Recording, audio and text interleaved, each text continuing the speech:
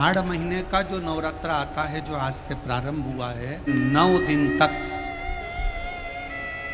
ये गुप्त नवरात्रे के 9 दिन, अगर आपको ऐसा लगता है कि शिवजी आप बाबा मेरी नहीं सुन रहा, बहुत संघर्ष का जीवन चल रहा है, बहुत परेशानी का जीवन चल रहा है, बहुत कष्ट का जीवन चल रहा है और कोई मंजिल, कोई राह, कोई मार्ग दिख ही नहीं रहा,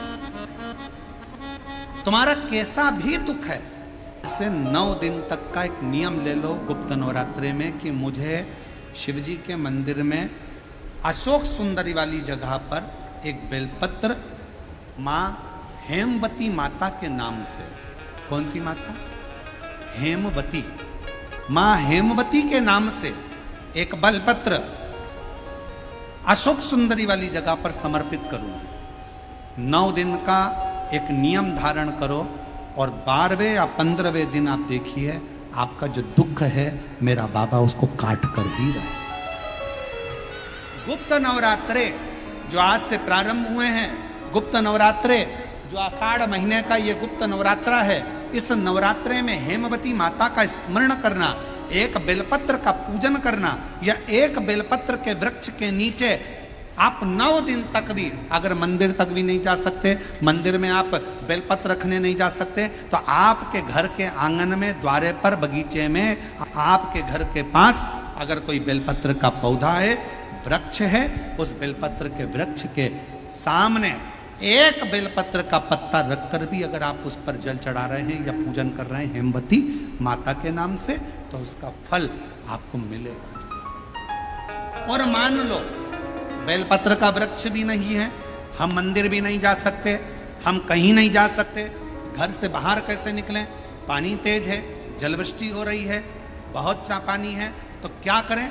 अपने घर में जो शिवलिंग है, तुम्हारे घर में अगर जो शिवलिंग है, तुम्हारे घर में जो शिवलिंग विराजमान है, उसी शिवलिंग के साक्षी में, सम्मुख में भी अगर हेमवती माता का नाम लेकर अगर एक बेलपत्र समर्पित करोगे 9 दिवस तक, तो उसका फल मिलेगा जरूर, उसका फल मिलेगा।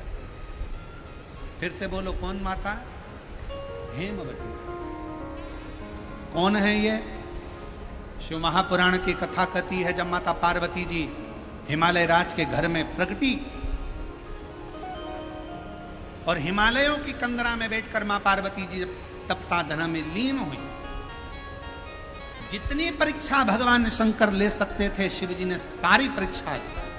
ब्रह्मदेव परीक्षा लेने आए, भगवान नारायण परीक्षा लेने आए, इंद्रदेव आए, सप्तऋषि आए, सारे साधु संतों को परीक्षा लेने भेजा, पर मां उन परीक्षाओं में पास होती चली गई। तब भगवान शंकर ने दर्शन देकर कहा, पार्वती आज से तुम्हारा नाम हेमवती रहेगा। सुनो पार्वती, तुम्हारे इस नाम की आराधना जो तुम्हारे गुप्त स्वरूप में करेगा, उसको मनवांछित फल की प्राप्ति हो जाएगी। और शिव शक्ति की खूब आराधना करो, भगवान शंकर और पार्वती की खूब साधना करो, शिव पार्वती का भजन करो, शिव पार्वती का स्मरण करो, शिव पार्वती की भक्ति करो, मंत्र जाप करो, नाम जाप करो, कीर्तन करो, आराधना करो, साधना करो, वो फल देते हैं। आराधना साधना माँ अम्बा जगदम्बा की भी शिव के साथ। नवरात्र में यदि प्रेमवश, नवरात्र में अगर माँ जगतजननी जगदम्बा का, अम्बा का दर्शन करने के लिए माता रानी के मंदिर तक जा रहे हो, तो एक पुष्प की 9 पंखुड़ियां जरूर लेकर जाओ, या 9 पुष्प।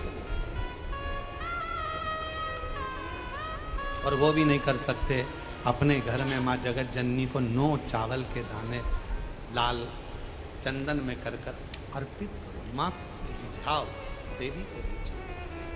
और शंकर की जितनी आराधना कर सकते हो, श्री शिवा नमस्तु।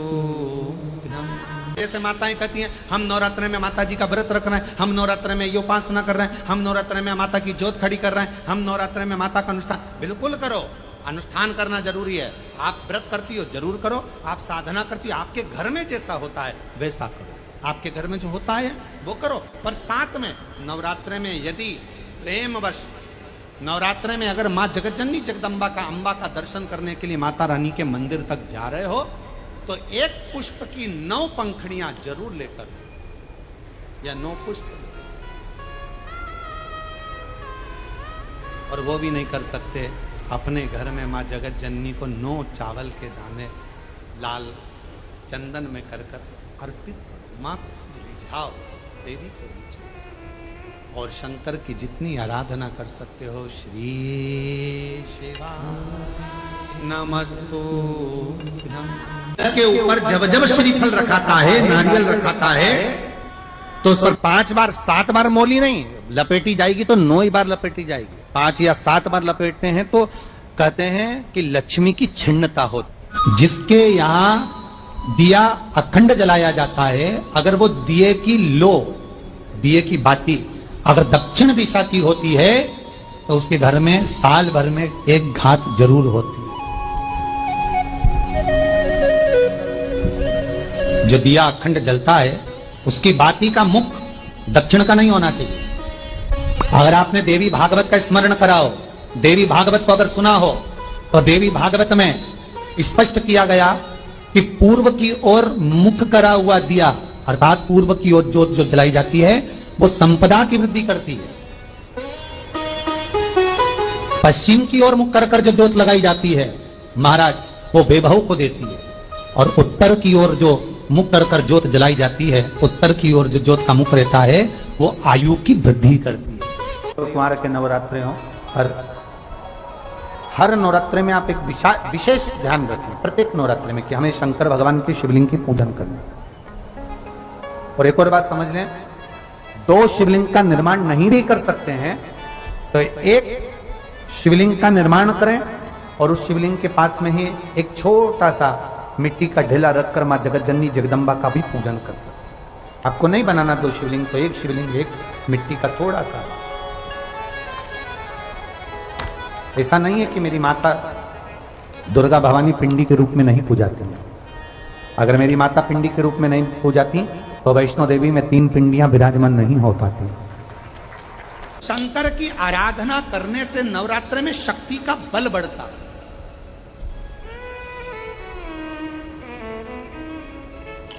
शक्ति का बल।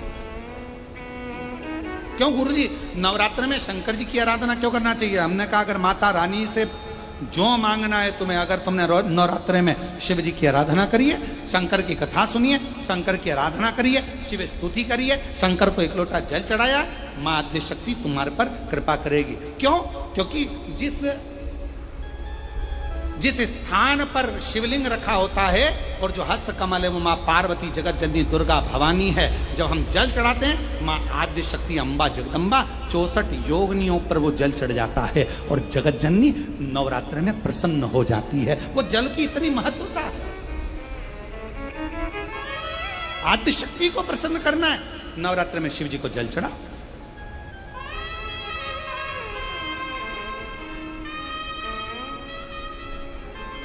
कोई बेटा बेटी है, कोई एग्जाम दे रहे हैं, कंपटीशन एग्जाम में बैठ रहे हैं, सर्विस के लिए जा रहे हैं, नौकरी के लिए जा रहे हैं, नौकरी नहीं लग रही है, हम कहेंगे लाल पुष्प की पत्तियों को प्रत्येक किसी भी नवरात्रि के अंदर, नवरात्रि के अंतर्गत 9 दिन का तुम नियम बना लो। जैसे कई माताओं का नियम रहता है, मेरा व्रत है, मैं दूध पर 1 गिलास दूध पर व्रत करूंगी, मैं नंगे पैर चलूंगी, मैं ये व्रत करूंगी, मैं वो व्रत करूंगी। मैं बेटा बेटियों से कहूंगा, नवयुवक बच्चों से कहूंगा, अगर आप कंपटीशन एग्जाम में बैठ रहे हो, अपनी पूरी मेहनत करो, पूरा परिश्रम करो, रात दिन एक करो और लगे रहो।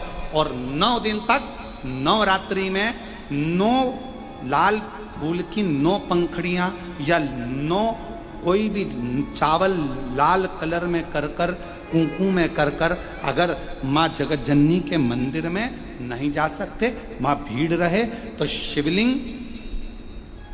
शिवलिंग की जो जलाधारी है, जहां पानी गोल घूमता है, इस जलाधारी पर कहीं पर भी नवरात्रे में 9 दिन तक या तो लाल फूल की पंखड़ी 9 या 9 चावल के दाने लाल कलर कर कुंकू में, लाल चंदन में उस स्थान पर चढ़ाना प्रारंभ करो। 9 दिन के बाद तुम्हें 15 दिन और निकलेंगे, उसके बाद तुम्हें खुद लगेगा कि तुम्हारी जॉब, तुम्हारी नौकरी तुम्हारा बाबा ने लगाया है। शक्ति का बल, परिश्रम जरूर करना, मेहनत जरूर करना, रात दिन पढ़ाई एक साथ करना और अपने परिश्रम को नहीं छोड़ना। मेहनत जरूर करो पर साथ में ये प्रयोग भी करो नवरात्रि का।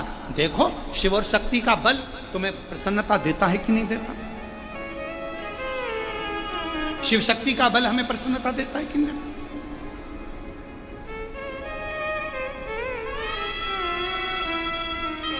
अब कई लोग ऐसे होते हैं, हम नवरात्रि आई है, माता रानी को भज रहे हैं, जगत जननी दुर्गा भवानी को भज रहे हैं, पर शिव जी के मंदिर तक नहीं जा रहे, समय नहीं मिल रहा मंदिर जाने का, क्योंकि माता जी के मंदिर जाते हैं, माता जी को प्रणाम। अरे उस शंकर को पहले भजो, सवेरे उठते से ही पहला एक लोटा जल शिव को, क्योंकि उसी के माँ जगत जननी हस्तकमल पर जल जाना जरूरी है। शंकर का चढ़ा वो हमें फल प्रदान कर, सुख दे,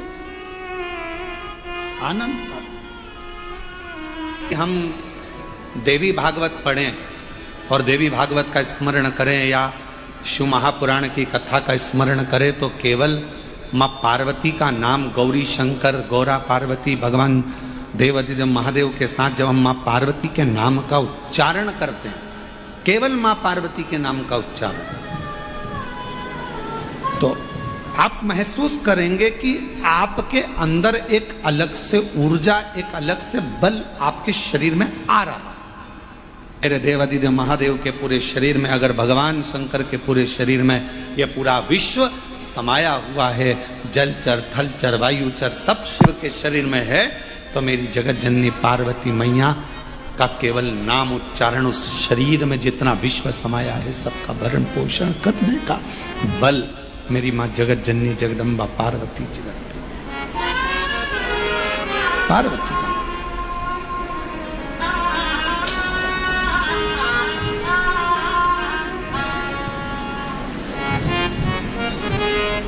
4 नवरात्रे होते हैं। कितने? 4। 2 नवरात्रे गुप्त होते हैं, 2 नवरात्रे तुम्हारे सामने आते हैं, एक चैत्रीय, एक शरदीय। ये श्राद्ध विराम हो जाएगा, फिर नवरात्रे प्रारंभ हो जाएंगे, शरदीय नवरात्रे प्रारंभ। क्या केवल 4 नवरात्रे क्यों? मां जगत जननी की आराधना 4 बार 4 नवरात्रे के रूप में क्यों होती है? हमारा बचपन, हमारी जवानी, हमारी अधेड़ी और हमारा बुढ़ापा, 4 अवस्था में यह नवरात्रे की जो